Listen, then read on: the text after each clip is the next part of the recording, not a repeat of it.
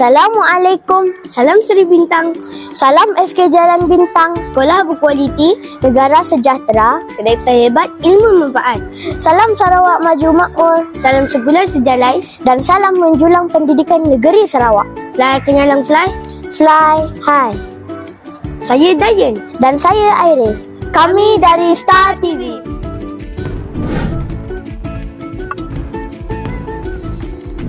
Hai semua, selamat kembali ke sekolah.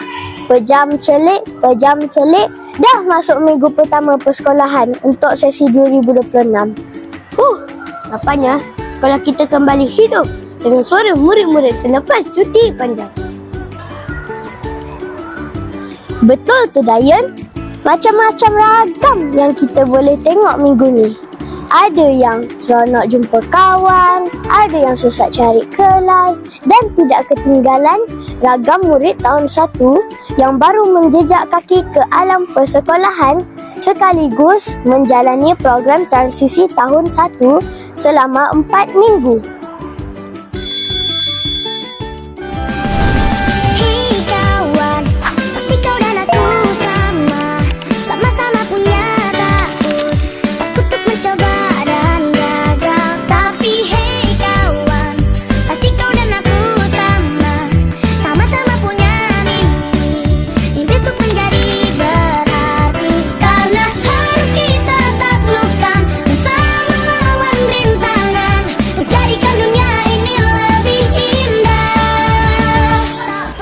Pada minggu pertama persekolahan, berbagai aktiviti yang telah dirancang oleh Unit Bimbingan Kaunsil iaitu program amalan sekolah, penyayang dan jom ke sekolah berjalan dengan lancar.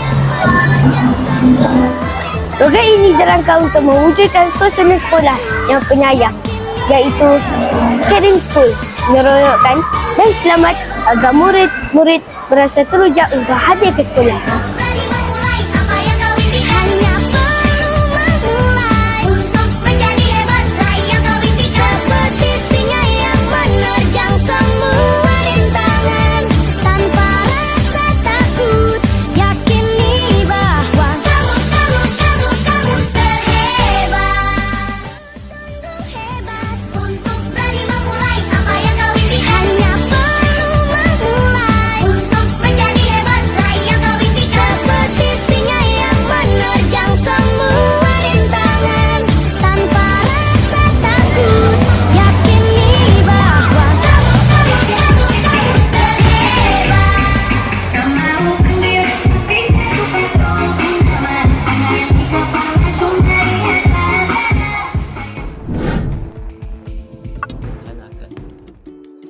Januari tahun 2026, hari persekolahan yang pertama kepada anak-anak bersekolah di SK Jalan Bintang dengan program Jom ke Sekolah dan Guru Penyayang.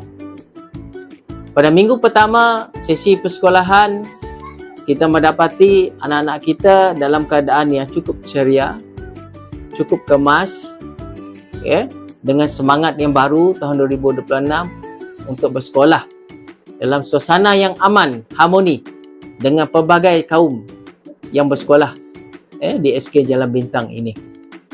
Minggu pertama, kita melihatkan kepada program-program minggu transisi khasnya kepada anak-anak tahun 1. Di mana tujuan utama program transisi ini adalah untuk memberi sedikit pendedahan baru kepada pendidikan di rumah tadika kepada program pendidikan formal kepada anak-anak mereka di tahun 1. Dan harapan kita semua warga sekolah sentiasa menitik beratkan kepada pencapaian murid dalam bidang akademik, kurikulum dan sukan dan juga pembentukan sasiah diri murid.